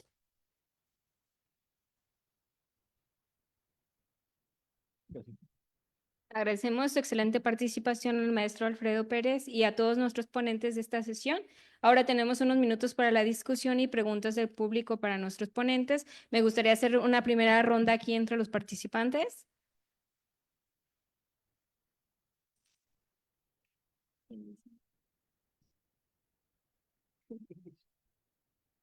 Bueno, muchas gracias a cada ponente, también a la doctora Andrea que está en vía virtual. La verdad es que sus ponencias han sido maravillosas y yo tengo una serie de preguntas para los tres. Me gustaría empezar con el doctor Morán. Doctor Morán, a partir de toda su experiencia y de ser docente precisamente formando especialistas en ciencias de la salud, ¿cuál considera usted que son los principales retos que tienen las ciencias sociales y humanidades para que sean incorporados realmente de manera eficiente por parte del personal médico sanitario que estamos formando? Sobre todo porque desafortunadamente en algunos casos me ha tocado que muchos estudiantes, sobre todo de ciencias de la salud, ven las materias de sociales como materias de relleno. Y eso es grave porque precisamente estamos teniendo una atención clínica, ¿no? Cuando salen del centro universitario, estamos teniendo una formación deshumanizada, una relación médico-paciente nada adecuada y que yo creo que si hubieran utilizado las formaciones de las materias de ciencias sociales de manera adecuada, hubieran sido más críticos y más interesados también en las materias de sociales, a lo mejor la práctica clínica sería más humanizada, más empática y sobre todo vería todos estos entramados sociales y culturales, ¿no? Esa sería la primera pregunta. No sé si las vamos a ir juntando, ¿sí? Para cada uno. Vamos a leer un comentario de las redes de Alejandra Rojas. La doctora Gina. A ver, primero doctora Yera. ¿Sí? Alejandra Rojas nos comenta, la salud es un fenómeno complejo que trasciende el ámbito biomédico y exige una mirada interdisciplinaria capaz de integrar contextos sociales, culturales, ambientales y demográficos. Cuando entendemos el sufrimiento como algo más que síntomas visibles, nos percatamos de que la cultura define qué se considera normal o patológico, a menudo reproduciendo desigualdades y silenciando malestares. Al mismo tiempo, profesiones aparentemente ajenas a la salud han sido fundamentales para garantizar condiciones de salubridad y deben reconocerse como parte del ecosistema de la salud. Gracias, Alejandra. Bueno, yo también agradecer a todos los ponentes y para la doctora que nos habló de la icteosis.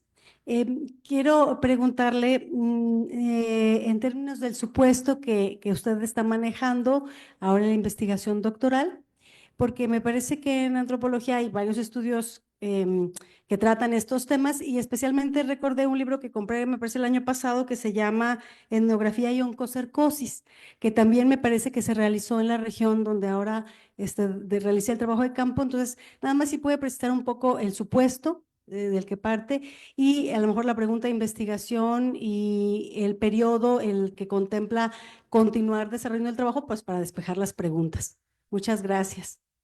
Muy bien. Vamos a leer otra pregunta más. Esta es para el doctor Rodolfo de parte de Lina Magdalena Gómez Contreras. Ella señala, la regla del 90 reitera lo que mencionó.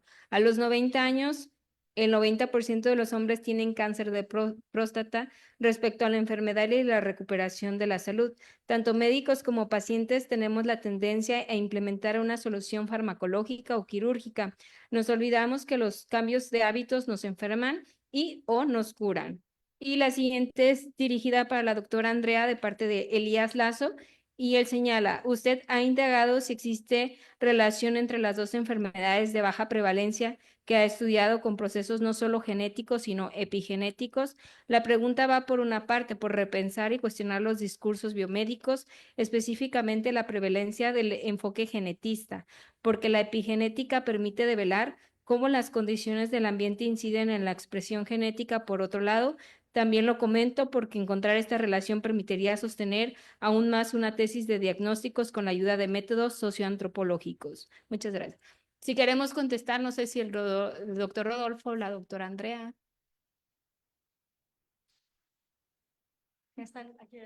Bueno, primero el doctor Rodolfo. Bueno, gracias por el reto. Pues yo creo que tiene que ver con que a veces somos muy tímidos, ¿no? Como que a veces no nos acercamos a la plática y yo insistiría en algo que hablaba mucho mi padre, este asunto de que hay que hacer una buena recopilación de la historia clínica y sentarse a hablar con los pacientes, o sea, desde cuándo lo sientes, quién en tu familia lo tiene, eh, quién sabes en tu pueblo que lo haya tenido y tener como el contexto epidemiológico, pero también a lo mejor el contexto cultural, ¿qué se ha puesto? Pues a lo mejor solo limón y tecito y entonces pues dejé que evolucionara de algún modo, ¿no? Y yo creo que tiene que ver de alguna manera, pues para nosotros que estamos en las ciencias sociales nos encanta el chisme, pero a lo mejor a los médicos lo que quieren es como la eficiencia en el tiempo, de ver ya, saber, tener el indicador y rápido tener el diagnóstico para luego pasar al tratamiento, pero que creo que a veces vale la pena como esta plática, ¿no? Enterarse de lo que decimos en las ciencias sociales, luego cómo organizar el chisme, cómo esto tiene que ver, todo lo que nos platican las personas con sus padecimientos, cómo lo han tenido, quiénes lo han tenido, dónde lo tuvieron. Y el ejemplo que nos presentó Andrea, pues es muy interesante porque también implica estas cuestiones de cómo la gente es discriminada por determinadas enfermedades, ¿no? tengo un amigo que decía, bueno, es que todos mis hijos tienen problemas, ahorita que nos veo a todos con lentes, tienen problemas de que son miopes, pero eso es culpa de su mamá, ¿no? Decir también, a veces buscamos estas historias de, de cómo sí o cómo no, y a veces lo vemos en la gente con la que hablamos, ¿no? Que a veces, hace unos días decíamos, tenemos la epidemiología de quién sale de qué pueblos y se dedica a qué oficios en qué otras ciudades, ¿no? Y a veces eso no lo consideramos que es una epidemiología, pero lo es, ¿no? O sea, también de qué cosa padecemos, a qué nos dedicamos, tiene que ver con el tipo de enfermedades que vamos a tener o los padecimientos o los sufrimientos a los que estamos expuestos, ¿no? Entonces yo diría, pensando en el asunto práctico, ¿qué podemos hacer?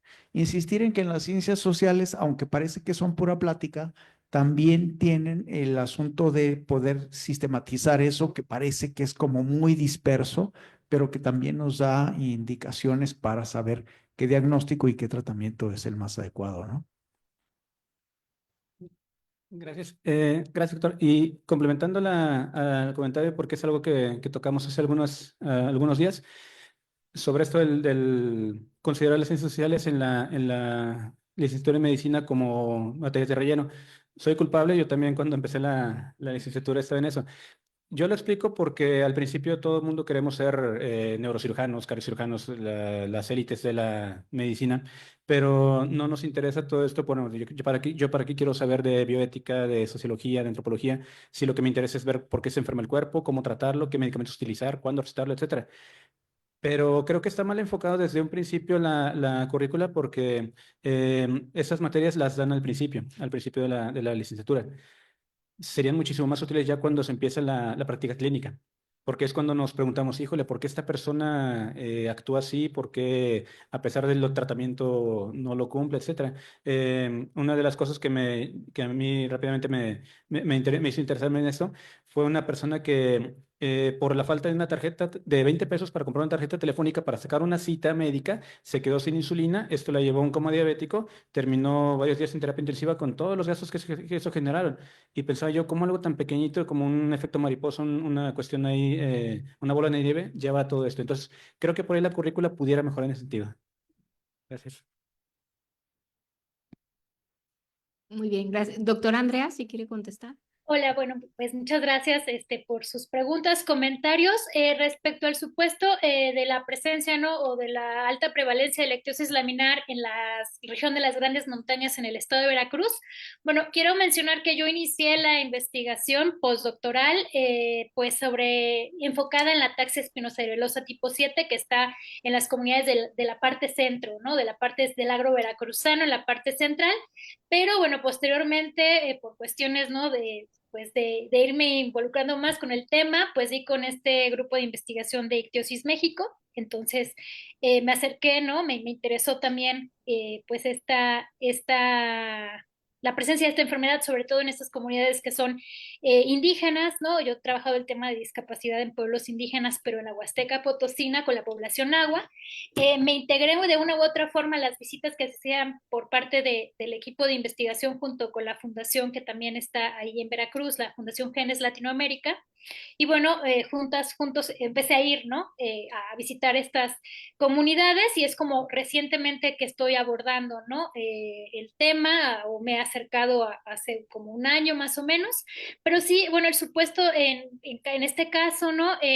Pues se relaciona pues con factores sí sociogenéticos o sí genético-hereditarios, pero que están muy vinculados a un aislamiento geográfico, a una relación de parentesco endógama, ¿no? De larga duración o o que lleva mucho tiempo en estas comunidades, ¿no? Hay una poca, podríamos decirlo, movilidad, ¿no? O sea, las personas no pueden como migrar o salir fácilmente de sus comunidades por cuestiones económicas, que yo ahí lo coloco también con un orden, un origen colonial, ¿no? O sea, estas desigualdades a las que sobre todo en cuestiones de aislamiento geográfico, ¿no? En las que las comunidades indígenas, por un reordenamiento durante la época colonial, ¿no? Donde fueron desplegados, fueron orillados, ¿no? Alejados, en las zonas, pues, más montañosas, alejadas, agrestes, y cómo pues esas comunidades quedaron ahí ancladas, ¿no? Yo siempre lo he mencionado cuando surge, bueno, la independencia y la conformación de estos estados independientes, ¿no? De las repúblicas, no hubo como un interés real, ¿no? Pues comunicar, ¿no? De mejorar, de romper con esos aislamientos geográficos, ¿no? De las comunidades, y que eso de una u otra forma pues ha generado pues estas mutaciones genéticas, ¿no? Y pues que en estas comunidades además hay una falta de atención real, ¿no? O sea, no había una atención a estas comunidades por cuestiones, yo lo menciono, ¿no? Desigualdad étnico-racial. Y entonces quienes se acercan, pues sí, son estos investigadores que han estado de verdad haciendo un trabajo, además del tema de investigación, ¿no? Que ellos pues, han descubierto inclusive el gen mutado en esta zona, ¿no? Y que han también desarrollado estos fármacos que han mejorado de verdad su calidad de vida de las personas, pues también han incidido en tramitarles el apoyo al bienestar, ¿no?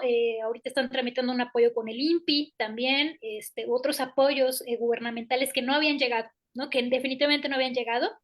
Y también llevan especialistas, porque por ejemplo, pediatras, personas, otros especialistas que no habían visto, ¿no? A estas poblaciones o que jamás, ¿no? Tenían como la intención de llegar ahí, pues han estado llegando gracias como a este esfuerzo, y yo lo hablo porque pues ha sido un esfuerzo que yo admiro mucho, ¿no? De mis colegas.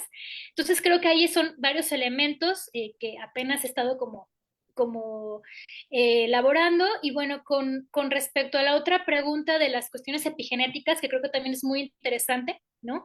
En el caso de la ataxia espinocerelosa tipo 7 en el agro veracruzano, pues sí podría estar vinculado a cuestiones epigenéticas, porque se utilizan actualmente, hace 10 años se llevó o se importó el limón persa, o sea, se empezó a plantar limón persa para exportación, sobre todo esta producción se va hacia el extranjero en estas comunidades que antes eran cafetaleras y cañeras, pero pues se usa mucho agrotóxico, ¿no? Obviamente. Lo que han mencionado los campesinos y campesinas es que ahora se mueren más de cáncer que antes, ¿no? Ese es como un índice, ¿no? Ahí de alarma, ¿no? Pero lo que mencionan los genetistas que han trabajado pues en estas comunidades, lo han descartado porque ¿qué sucede? Más bien también tiene un origen colonial, porque el gen que muta de la XN7, ¿sí? Se ha encontrado en España, ¿no? Entonces, sobre todo en Guadalajara y en Burgos, y se han hecho como un análisis pues de las personas en España, ¿no? Y pues digamos la forma de la manifestación y los síntomas de la enfermedad es sumamente similar, o sea, similar, ¿no? Físicamente ya en cuestiones culturales, estructurales, económicas es totalmente diferente, ¿no? La atención y el cuidado, pero en cuestiones de la enfermedad, pues sí tiene una progresión similar, ¿no? O sea, entonces esa enfermedad podría decirse, y eso lo mencionan mucho las personas, ahora se han apropiado mucho también de esos resultados que han salido de la enfermedad, ¿no? Que dicen, bueno, la culpa la tienen los españoles, ¿no? Y la gente maldice a los españoles por este vínculo, ¿no? Que tiene pues la enfermedad con España y también con Cuba, ¿no? En Cuba también hay, ¿no? Sino por eso llegó el médico cubano a dar con esta comunidades, ¿no? Que llegó también a investigar el efecto fundador. Entonces, si hay un vínculo de origen colonial, lo vamos a recordar, pues Veracruz fue un escenario importante, ¿no? En torno a, bueno, como en Luis Prat lo mencionaría, una zona de contacto, ¿no? Por la que pasaron, pues, distintos individuos europeos durante varias épocas, ¿no? Históricas. Entonces, por eso se ha descartado lo epigenético. Yo no lo descartaría, yo considero que hay que, pues sí, estudiar más a fondo, ¿no? Estos otros elementos que están en el ambiente, ¿no? Y que inciden directamente también o que pueden generar, ¿no? Una modificación en materia genética, ¿no? En las personas. Ahora lo estamos viendo, creo que más cercano. Y bueno, pues esos serían mis comentarios. Muchas gracias, doctora Andrea. Vamos a leer otros dos comentarios últimos y ya con esto concluimos esta sesión. Este es para el doctor Rodolfo de parte de Alejandro Hernández. Él pregunta, ¿cuál sería la concepción de cura que ofrece la biomedicina a los padecimientos mentales cuando el tratamiento, en este caso farmacológico, consiste en la regulación de los procesos bioquímicos cerebrales? pero omite la cuestión histórica y contextual que hizo enfermar a la persona en un primer momento. ¿No será que hay un negocio redondo en la industria farmacéutica? Y para la doctora Andrea, de parte de Ligna Magdalena, la muerte en la ataxia espinocerebelosa tipo 7 se da por el deterioro del paciente o por daño al bulbo raquídeo y tronco encefálico.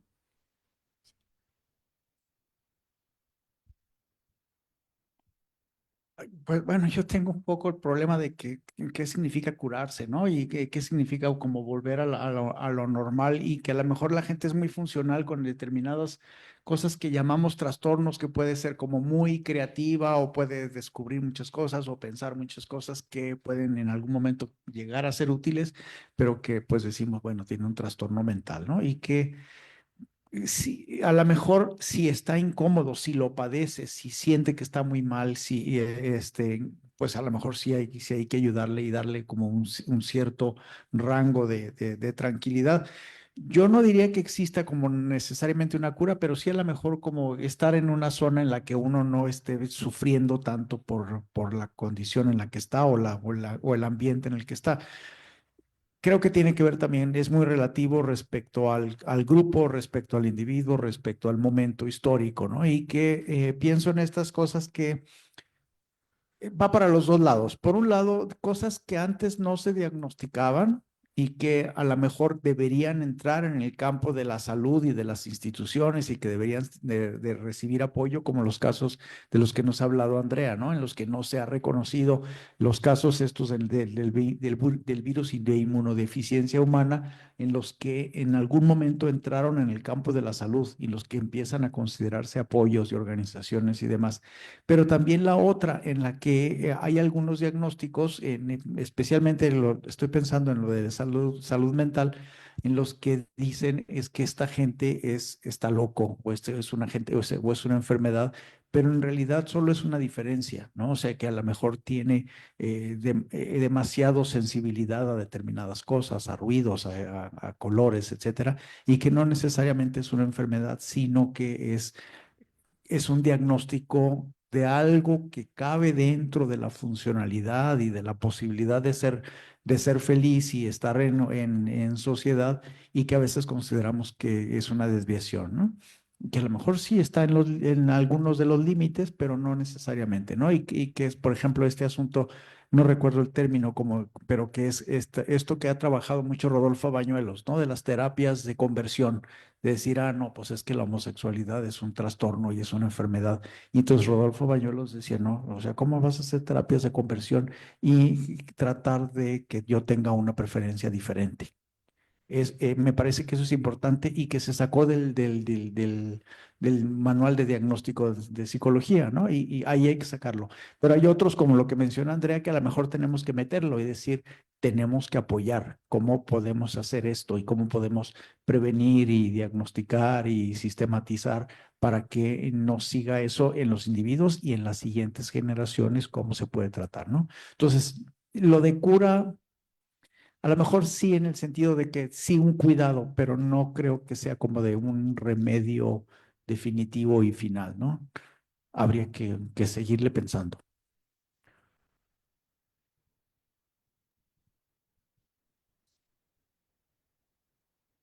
Eh, Doctor Alfredo, a mí me encanta tener siempre perfiles como el suyo, porque precisamente después de pasar por la biomedicina, incorporarse a la sociomedicina, cambia bastante la percepción, ¿verdad, doctor?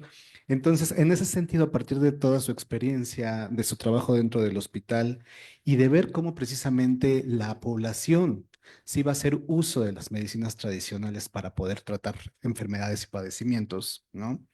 ¿Usted qué es lo que recomendaría a sus colegas? Sobre todo porque sí tenemos un gran problema precisamente cuando los pacientes mencionan dentro de la consulta clínica que están utilizando medicinas tradicionales, inmediatamente son satanizados por los propios médicos, ¿no? El uso de estas medicinas sin ver si obviamente, en primer lugar, hay interacción entre el uso de medicina tradicional con el medicamento biomédico. Simple y sencillamente regañan al paciente, lo limitan para el uso, aunque sabemos que el paciente va a seguir haciendo uso de las medicinas. ¿Qué es lo que usted recomendaría a partir de su experiencia para que los biomédicos sean más abiertos en la utilización de estas medicinas tradicionales? Y además que es satanizado, ridiculizado, se burlan de ellos, etcétera. No deja de ver este aspecto clasista y soberbio del médico que se formó, tuvo todos sus posgrados, etcétera, entonces tiene la verdad absoluta. Y donde a veces hasta el hecho de tomar en serio las medicinas alternativas es como si descubrieran el hilo negro. Volviendo a los aspectos de la diabetes. Cada año se publica por la Asociación Americana de Diabetes los estándares de cuidados médicos. Prácticamente es lo que marca la pauta de tratamiento y de la investigación en ese año. Y desde hace algunos 4 años tal vez se ha incluido el aspecto socioeconómico y sociodemográfico, donde se dice, bueno, no le des este tratamiento, dale el que pueda él adquirir. Y es como si hubieran sido, wow, es el descubrimiento del siglo, ¿no? Cuando claramente de manera coloquial decimos aquí, el mejor tratamiento es el que el paciente puede, al cual puede acceder, fuera de los medicamentos más costosos, con mayores efectos, etcétera. El consejo que podría dar o la recomendación que podría dar sería, bueno, interesarse por ello. Es decir, dentro de las redes sociales, lo que mencionaba hace unos minutos, a mí me encanta en la red social X y lo que me gusta mucho es ver todo la perorata que se sigue por parte, sobre todo, de médicos que se llaman medtuiteros, medfluencers, en fin, dentro de su concepción muy alta de sí mismos, donde muchas veces ridiculizan todo este tipo de situaciones, se burlan y bueno, también esto, después nos preguntamos por qué se le perdió el respeto al médico, ¿no? Si están viendo que se utiliza mucho esta superioridad moral supuestamente, bueno, pues claramente vamos a perder el respeto. Y vuelta a lo mismo. Siguen los lineamientos como al pie de la letra según ellos, pero sin ver las letras pequeñas, muchas veces en cuanto a criterios diagnósticos, a tratamientos, a seguimiento, etcétera, y con el uso de algunos productos famosos, ¿no? Como la moringa famosa. Se burlan de la moringa, se ríen de quien la utiliza, pero jamás se han puesto a ver probablemente si tiene un efecto real, que sí lo tiene. Y va a ser cuestión de tiempo porque hay otro tema que es la biopiratería. Em, ¿Cuántos medicamentos químicos no son basados en plantas, en herbolaria, la corteza del sauce de la aspirina hace más de 100 años? O sea, entonces no dudo que sea cuestión de tiempo en que alguna farmacéutica transnacional saque el medicamento a base de moringa, vendiéndolo como... ajá, es un medicamento a partir de lo natural que es muy útil, ¿no? Como ya pasó con la hiedra, con el aguacate, para algunos padecimientos como la tos y algunas enfermedades reumatológicas. Entonces, este tema de la biopiratería también es todo un aspecto por el uso de la antropología de las universidades de primer mundo para piratearse literalmente los conocimientos de los pueblos originarios y de desarrollar la molécula, al final de cuentas, que ellos van a comercializar. Hasta que salga eso, bueno, todos como borreguitos dentro de la biomedicina vamos a decir, mira, este medicamento es nuevo, es a base de esto, etcétera, pues qué bueno, vamos a utilizarlo. Entonces, es difícil, lo difícil siento yo va a ser eso, el hacer que se pueda ver desde un punto de vista más abierto y con pues una mayor humildad por parte del biomédico, todas estas opciones terapéuticas y claramente, bueno, evitar el estigmatizar, el burlarse y sí, bajarle un poquito a la soberbia para esa parte. Eso es lo difícil, digo, es muy sencillo, pero a la vez muy, muy difícil lograr eso. Pero lo que pudiera hacer de primera intención a quienes están interesados dentro de la licenciatura en medicina es tratar de influir en los padres y decir, oye, ¿por qué no vemos esto? ¿Por qué no checas esto? Fíjate en esto, etcétera. Y probablemente, aunque sea a una persona que se le pueda cambiar un poquito la perspectiva, pudiera valer la pena. Gracias. Muchas gracias. No sé si la doctora Andrea quiera contestar su pregunta. Sí, claro, muchas gracias. Sí, desafortunadamente las personas con ataxia suelen fallecer por la debilidad progresiva de los músculos vulvares, los bulbos y respiratorios, lo cual pues lleva a una insuficiencia respiratoria. a neumonía por aspiración o infecciones respiratorias recurrentes, ¿no? Y esa es la causa de fallecimiento. Muchas gracias. No sé si alguien más tenga algún comentario. Bueno, yo lo que quiero un poco en la reacción al doctor Rodolfo y también lo que ha dicho el doctor Alfredo, pues comentar dos cosas, que también en mi opinión y a propósito de la reflexión permanente de Carlos sobre cómo hacer, decir, bueno, que también en una apuesta es que en las disciplinas sociales y humanísticas pues se incorporen temáticas de salud, ¿verdad? De promoción de la salud, porque eso también nos ayudaría a nosotros, los que luego devenimos en pacientes, pues poder tener diálogos mucho más amplios en torno a lo que es la salud, la enfermedad y las curas, ¿no? Por un lado, y ahí yo recomendarles un libro que se llama, es un ensayo que se llama La emancipación de los cuerpos, teoremas críticos sobre la enfermedad, es de Marco Sanz. Y es interesante porque a propósito de que alguien hablaba, alguien que preguntó en el Facebook sobre el tema de que hay un negocio, justamente una de las líneas argumentales del ensayo de Marco Sáenz, Emancipación de los Cuerpos, habla de que nuestra cultura justo no tiene cabida para los cuerpos enfermos. Aunque hay toda una disposición, porque ahora tenemos las enfermedades crónicas y más, pero es una disertación amplia y también toca elementos de transhumanismo. Entonces, bueno, esto como para seguir ampliando nuestras dudas y nuestras inquietudes en torno a la perspectiva social y humanística en los temas de salud. Y bueno, un comercial, pues entonces está la maestría en ciencias sociomédicas, están los estudios doctorales en ciencias sociales y salud. Entonces, bueno, pues bienvenidas y bienvenidos. Y pues nada más, es todo. Muchas gracias. Gracias. Bueno, antes de finalizar, los vamos a invitar a nuestra próxima sección que va a ser el 27 de mayo y esta vez nos toca ya en el CUCS en la sala de posgrados y vamos a tocar diferentes temas. Uno es la promoción del parto humanizado, el impacto del desempleo en la salud de los jóvenes y por último los estilos de vida saludables. Entonces lo esperamos el 27 de mayo a las 5 de la tarde. Muchas gracias.